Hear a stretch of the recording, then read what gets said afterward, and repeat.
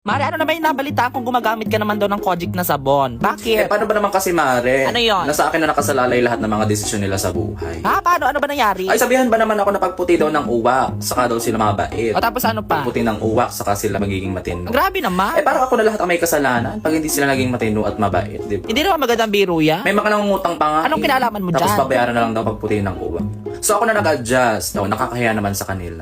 Kaya nagko-Kojic ako ngayon. Pero sana hindi mo na lang pinatulan. Ay, di naman magandang biro yan, Mare. Di ba nananahimik naman ako dito, di ba? Sa bagay, ako rin naman nasa kalagayan. Nga pala, anong ginagamit mo ang sabon? Ay, bareta lang ang ginagamit ko, Ay, Mare. pangit yan, mag-Kojic ka na lang. Bigyan mo ako, ha? Mare, ano naman yung nabalitaan kung gumagamit ka naman daw ng Kojic na sabon? Bakit? Paano ba naman kasi, Mare? Ano yun? Nasa akin na nakasalalay lahat ng mga desisyon nila sa buhay. Ha? Paano? Ano ba nangyari? Ay, sabihan ba naman ako na pagputi daw ng uwak, saka daw sila mabait. O tapos ano pa? Pagputi ng uwak, saka sila magiging matino. Grabe naman. Parang ako na lahat ang may kasalanan pag hindi sila naging matino at mabait, di ba? Hindi naman magandang biro yan. May mga nangungutang pa nga. Anong kinalaman mo Tapos dyan? babayaran na lang daw pagputi ng uwak. So ako na nag-adjust. Nakakahiya naman sa kanila.